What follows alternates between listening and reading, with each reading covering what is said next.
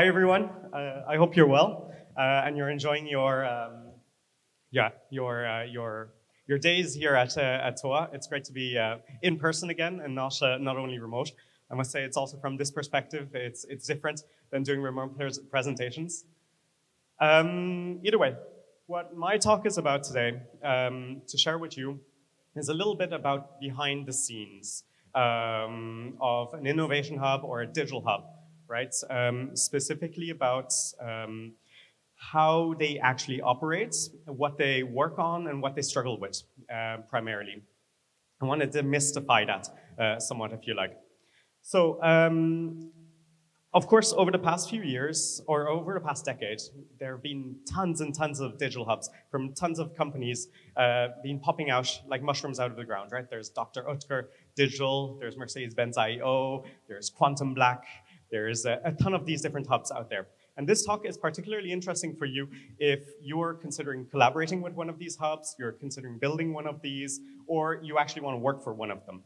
Because the value that these hubs create goes far beyond just the products that they build, right?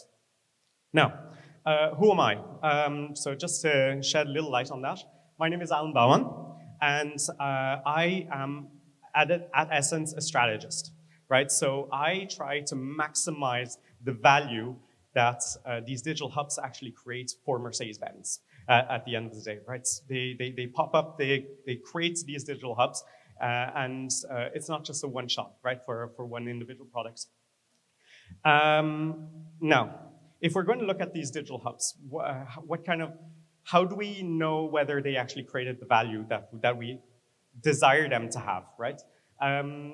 So why would companies like ours actually decide to actually launch any of these? There are three main reasons for that. Number one, essentially, they want to be able to give more freedom to, actually ideate. They want a radical change. They want a radical change that they're not going to be able to achieve within their internal corporations themselves. That's why they actually set up a digital hub. Second reason is, it's a bet. It's a risky bet, to be honest, right? They don't want to necessarily build it internally. They're not 100% sure that it's going to actually work out. That, they want to digitize all their sales channels, for example, like in our case, right? Who knows? So 10 years ago, they decided to set something up to test it out. And then the third one, obviously, is you need to have the cash, right, to do it. It's that simple. Not everyone can actually build up a digital hub and test something out like this. So how do you define the actual success of one of these digital hubs? And that's what I want to spend a little bit of time on. Most people that come and talk to us say, okay, what do you do? Okay, you're great products. But that's not the only sole measure of success, if you like. We actually spend far more time transforming the business internally than simply building great products that people love. Like, it's not only about the customer journey. Customer journey is the most important part, for sure. But it's also to be able to make the company be able to take over and actually do that, right? You're trying to transform the core business through some of these core value streams, right? They want to test this out. You need to actually check and see how the corporation behind it is able to actually manage that. And that is a core part of companies such as Dr. Oetker Digital or Mercedes-Benz IO, right, at the end of the day. Think of also companies like Quantum Black, once again from McKinsey, right? You're going to see these AI labs that are going to pop up everywhere. That will be the future. They're going to test it out. They want to see how these models actually work and how the corporations are actually able to, adapt and be able to create a culture that's able to do that. So, multi-front change, that's the key of this. As we said, there's a product itself, right? You actually build up the product. It has to be a great product. It's a proof of concept that you're building out, right? You want to actually see, hey, do users adopt this, right? Are users going onto our online sales channel? Are they actually buying cars online, right? That's what we want to test out. So that's step one. Second one, as mentioned, was the operations of the company, right? How does the company actually operate? What kind of culture do you need to have in place? What kind of talents do you need to have in place? That's the long-term change that we're having.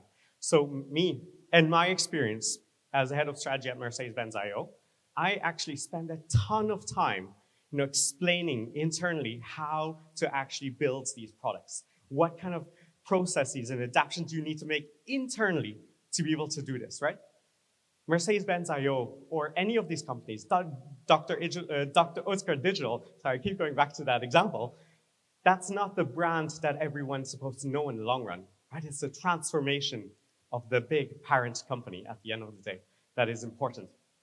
So here, it's a lot about being able to build up that company, get that talent in, and be able to change the way they operate.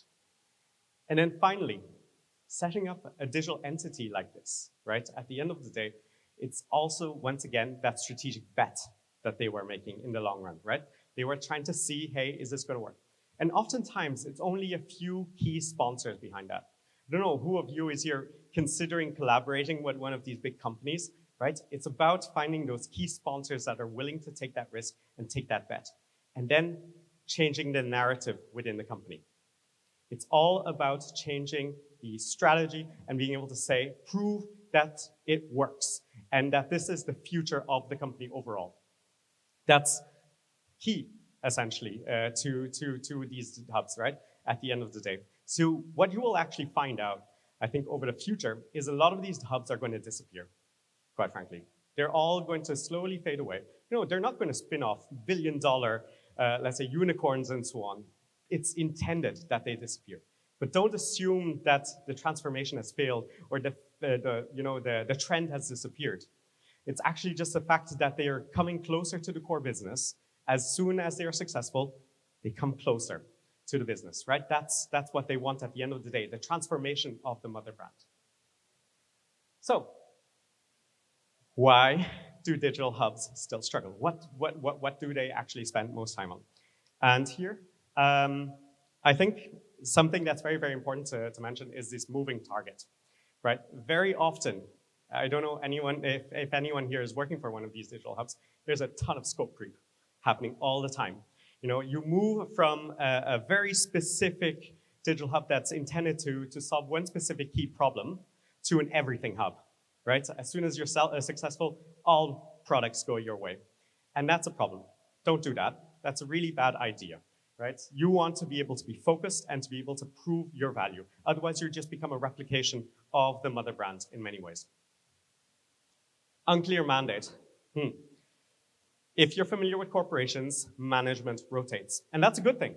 You want rotating management, right? You always want fresh perspectives, fresh blood. However, that means that your mandate always changes. It's something that you have to continuously negotiate as to what the responsibilities are.